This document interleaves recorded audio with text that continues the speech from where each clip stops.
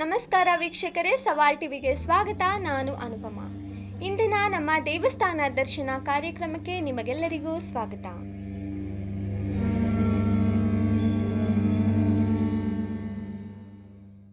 ಇಂದಿನ ವಿಡಿಯೋದಲ್ಲಿ ಶ್ರೀ ಕಾಮೇಶ್ವರ ಕಾಮೇಶ್ವರಿ ದೇವಾಲಯದ ಬಗ್ಗೆ ತಿಳಿದುಕೊಳ್ಳೋಣ.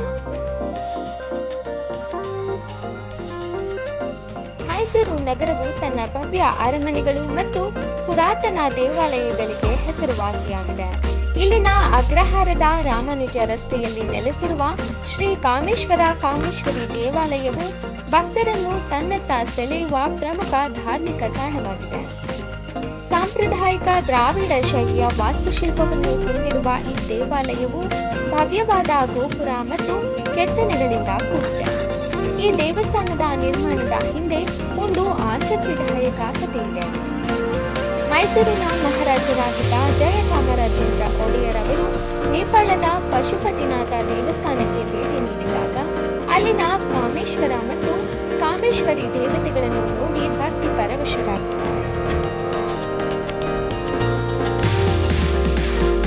ನಮಗೆ ಗಂಡು ಮಗು ಜನಿಸಿದರೆ ಮೈಸೂರಿನಲ್ಲೂ ಇಂತಹದೇ ಒಂದು ಸುಂದರ ಮಂದಿರ ಕಟ್ಟಿಸುತ್ತೇವೆ ಅಂತ ಹರಕೆ ಕೊಡುತ್ತಾರೆ. ಅದರ ಪ್ರತಿಫಲವೇ ಈ ಭವ್ಯ ದೇವಾಲಯ.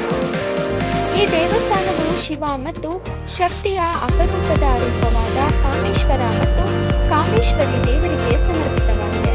ಭಕ್ತರ ಕಷ್ಟಗಳನ್ನು ನೀಗಿಸಿ ಮನದ ಇಷ್ಟಾರ್ಥಗಳನ್ನು ಈಡೇರಿಸುವ ಶಕ್ತಿ ಈ ದೇವತೆಗಿದೆ ಅನ್ನೋದು ಇಲ್ಲಿನ ಜನರ ನಂಬಿಕೆ. ದೇವಾಲಯದ ಮುಂಭಾಗದಲ್ಲಿರುವ ಬೃಹತ್ ನಂದಿ ವಿಗ್ರಹವು ಭಕ್ತರ ಪ್ರಮುಖ ಆಕರ್ಷಣೆಯಾಗಿದೆ.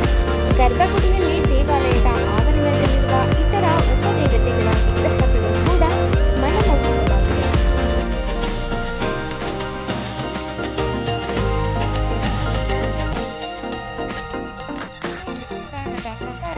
ಕಾಮೇಶ್ವರ ಮತ್ತು ಕಾಮೇಶ್ವರಿ ಎಂದರೆ ಪ್ರೇಮ ಮತ್ತು ಸೌಂದರ್ಯದ ಅಧಿದೇವತೆಗಳು.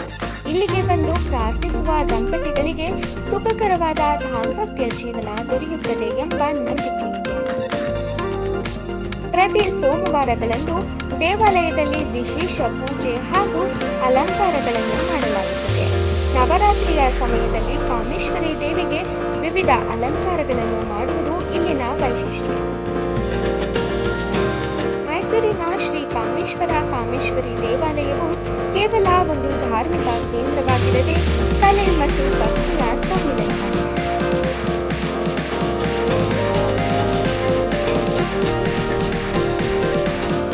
ಹೆಚ್ಚಿನ ವಿಡಿಯೋಗಳಿಗಾಗಿ ಸವಾಲ್ ಟಿವಿಯನ್ನು ಸಬ್ಸ್ಕ್ರೈಬ್ ಮಾಡಿ, ಲೈಕ್ ಮಾಡಿ, ಶೇರ್ ಮಾಡಿ, ಹಾಗೆ ನಿಮ್ಮ ಅನಿಸಿಕೆಗಳನ್ನು ಕಮೆಂಟ್ ಬಾಕ್ಸ್ನಲ್ಲಿ ತಿಳಿಸಿ.